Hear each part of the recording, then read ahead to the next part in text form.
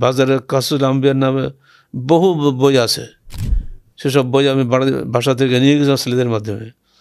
সব টালি করে দেখেছে কত অসংখ্য ভুল সেখানে আছে। 1187 খানা জীবনের মধ্যে শ্রেষ্ঠ পুরস্কার প্রাপ্ত আর রাহিকুল মাকতুমে শেষে প্রথমে যে রসুলের দেহ সৌষ্ঠব সম্পর্কে বর্ণিত 6টা জয়ীফ হাদিস আছে, সেটাও আমি উল্লেখ করে দিয়ে দিয়েছি। এছাড়া তার জীবন তারিখ সম্পর্কে অনেক ভুল কথা সেখানে আছে। আর রাহিকুল মাকতুমের ভুল ধরাটা 4টিখানি বিষয় নয়, একটা শব্দ নিয়ে। আর রাহিকুল আরবির থেকে হি, একটা হি হবে কি হবে না, এই একটা শব্দ নিয়ে আমি 3 দিন খেটেছি, পরে দেখলাম যে ওটা ভুল। এমনি করে বইয়ের রন্ধ্রে রন্ধ্রে প্রতি পাতা এবং সত্রে এমন অনুভূতি আমার মিশে আছে, মনে পুরো বইটা আমি দেখতে পাচ্ছি। যার রাহিকুল মাকতুমে রাসূলুল্লাহ সাল্লাল্লাহু আলাইহি ওয়াসাল্লামের দেহ সৌষ্ঠব সম্পর্কে বর্ণিত 6টি জয়ীফ হাদিস সম্পর্কে। এই 6টি জয়ীফ হাদিস আমরা আজকে আপনাদের সামনে উপস্থাপন করতে যাচ্ছি। আত-তাহরিক টিভি, ওহির আলোয় উদ্ভাসিত জীবনের জন্য। আসসালামু আলাইকুম ওয়া রাহমাতুল্লাহ। আলহামদুলিল্লাহি ওয়াহদা ওয়াসসালাতু ওয়াসসালামু আলা মান লা নাবিয়্যা বা'দা। ফাউযু বিল্লাহি মিনাশ শাইতানির রাজীম। বিসমিল্লাহির রাহমানির রাহিম। ওয়া ক্বালা আল্লাহু তাআলা আল্লাযীনা ইয়াসতামিউনাল কওলা ফায়াত্তাবিউনা আহসানাহু উলাইকা আল্লাযীনা হাদাহুমুল্লাহ ওয়া উলাইকা হুম উলুল আলবাব। মহান আল্লাহ রাব্বুল আলামিন তিনি বলেন যে যারা মনোযোগ দিয়ে কথা শোনে অতঃপর যেটা উত্তম সেটার অনুসরণ করে, আল্লাহ তাআলা বলছেন যে তাদেরকে আল্লাহ তাআলা হেদায়েত দান করেন এবং তারাই বুদ্ধিমান। তাহলে আমরা এখান থেকে জানতে পারলাম যে যারা মনোযোগ দিয়ে কথা শুনে যেটা উত্তম সেটা অনুসরণ করে তারাই আল্লাহর পক্ষ থেকে হেদায়েত পান এবং তারাই বুদ্ধিমান। আজকে আমরা আপনাদের সামনে খ্যাতনামা তাবি আব্দুল ইবনে মুবারক রাহিমাহুল্লাহর একটি উক্তি, তিনি বলছেন যে সহিহ হাদিসই যথেষ্ট জয়ীফ হাদিসের চেয়েতে।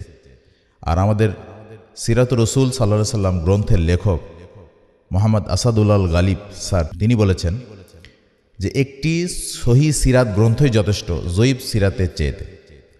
আমরা আজকে একটি বিষয় নিয়ে আলোচনা করতে এসেছি, সেটা হলো যে আর রাহিকুল মাকতুমে রাসূলুল্লাহ সাল্লাল্লাহু আলাইহি ওয়াসাল্লামের দেহ সৌষ্ঠব সম্পর্কে বর্ণিত 6টি জয়ীফ হাদিস সম্পর্কে।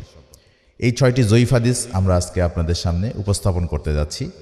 তার 1 নম্বর হচ্ছে যে শায়েখ সফিউর রহমান মুবারকপুরী রহমতুল্লাহি আলাইহি তার বিখ্যাত এবং প্রসিদ্ধ একটি গ্রন্থ আর রাহিকুল মাকতুম, যেই গ্রন্থটি সবচেয়ে বেশি গ্রহণযোগ্য কিতাব হিসেবে আমরা জানি।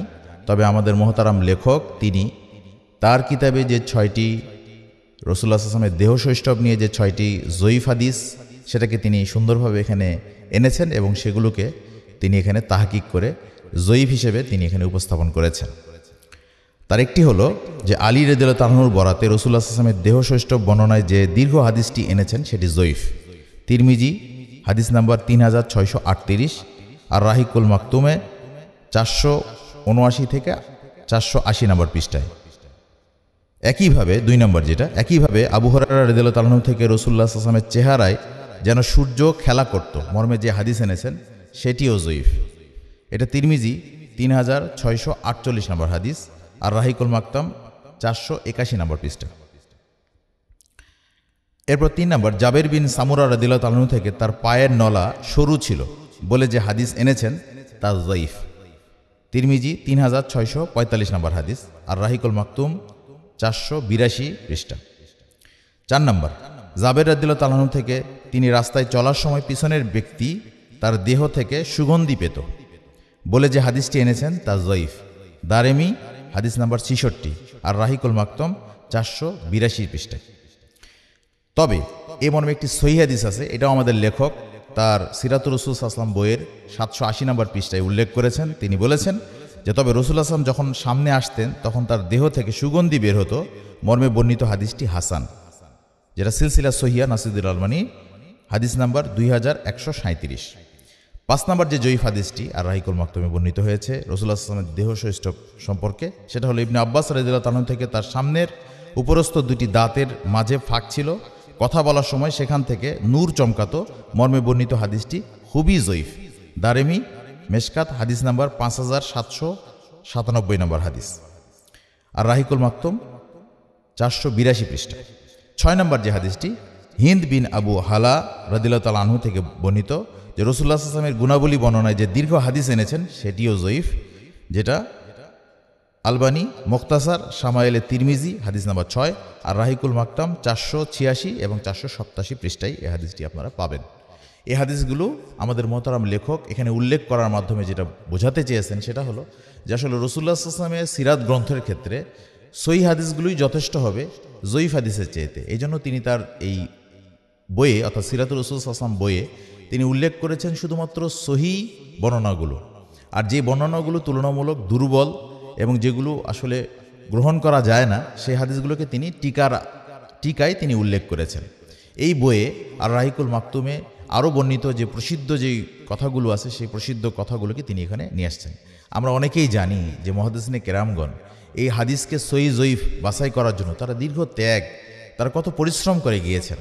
আজকের যুগে আমাদের এই সহিহ জয়ীফগুলো বাছাই করা আরও সহজ হয়ে গিয়েছে। সেখানে আমরা আমাদের লেখক, সম্মানিত লেখক, তিনিও চেয়েছেন যে রাসূলুল্লাহ সাল্লাল্লাহু আলাইহি ওয়াসাল্লামের জীবনীটা যেন বিশুদ্ধ আকারে আমাদের সামনে উপস্থাপন তিনি করতে পারেন। আর তিনি সাধ্যমতো চেষ্টা করেছেন আমাদের সামনে এই বিশুদ্ধ গ্রন্থটি উপহার দেওয়ার মাধ্যমে আমরা যেন এখান থেকে আরও বেশি উপকৃত হতে পারি বিশুদ্ধ বিষয়গুলো জানার মাধ্যমে। কারণ আমাদের সমাজে প্রচলিত অনেক প্রসিদ্ধ ঘটনা বর্ণনা আছে রাসূলুল্লাহ সাল্লাল্লাহু আলাইহি ওয়াসাল্লামের জীবনী নিয়ে, যেই প্রসিদ্ধ ঘটনাগুলো প্রকৃত অর্থে বিশুদ্ধ নয়। এজন্য লেখক এই প্রসিদ্ধ কিন্তু বিশুদ্ধ নহে এরকম একটি মর্মে একটি অধ্যায় রচনা করেছেন, যেখানে তিনি অ্যাট এ গ্ল্যান্স তিনি এক নজরে তিনি সেগুলো বর্ণনা করেছেন। আজকে আমরা আলোচ্য যে বিষয়টি ছিল সেটা হলো যে আমরা আপনাদের সামনে উপস্থাপন করলাম যে বিষয়গুলো জয়ীফ, এই জয়ীফ বিষয়গুলো থেকে যেন আমরা নিজেদেরকে সহিহ বিষয়গুলোর দিকে যেন আমরা ধাবিত করতে পারি, নিজেদেরকে যে সহিহ হাদিসগুলোর দিকে যেন আমরা রাসূলুল্লাহ সাল্লাল্লাহু আলাইহি ওয়াসাল্লামের জীবনীটা যেন সহিহ হাদিসের আলোকে আমরা যেন জানতে পারি এবং সেভাবেই যেন আমরা মানুষের কাছে উপস্থাপন করতে পারি। কারণ রাসূলুল্লাহ সাল্লাল্লাহু আলাইহি ওয়াসাল্লাম নিজের সম্পর্কে তিনি বলছেন যে এক হাদিসে তিনি রাসূলুল্লাহ বলেছেন যে মান কাযাবা আলাইয়া মুতাআম্মিদান ফালিয়াতাবাওয়া মাকাদাহু মিনান নার, যে কেউ যদি রাসূলুল্লাহ সাল্লাল্লাহু আলাইহি ওয়াসাল্লামের নামে ইচ্ছাকৃতভাবে মিথ্যা কথা বলে তাহলে তার থাকার জায়গা হবে জাহান্নাম। কাজেই আমরা যেন কেউই রাসূলুল্লাহ সাল্লাল্লাহু আলাইহি ওয়াসাল্লাম যা বলেননি, যা করেননি সেগুলো যেন আমরা না বলি, সমাজে যেন সেগুলো প্রসিদ্ধ হলেও আমরা যেন সেগুলো প্রচার না করি। আমরা যেন সবসময় সহিহ হাদিস এবং গ্রহণযোগ্য হাদিসগুলোই যেন সমাজের সামনে উপস্থাপন করি, সেদিকে যেন মানুষকে আহ্বান করি। আল্লাহ তাআলা যেন আমাদের সবাইকে বিষয়গুলো বোঝার তৌফিক দান করেন, আমিন। এবং আমাদের এই উক্ত লেখকের যে বইটি সিরাতুর রাসূল সাল্লাল্লাহু আলাইহি ওয়াসাল্লাম বইটি, এই বইটি যেন সবাই আপনারা সংগ্রহ করবেন, বেশি বেশি নিজেরা সংগ্রহ করে রাখবেন এবং প্রচারের ক্ষেত্রে আপনারা সাধ্যমতো সবাই চেষ্টা করবেন ইনশাআল্লাহ। এই আপনাদের প্রতি সেই দাবি রেখেই এবং সেই আহ্বান রেখেই আমাদের আজকের এই সংক্ষিপ্ত আলোচনা আমরা এখানে শেষ করছি। আসসালামু আলাইকুম।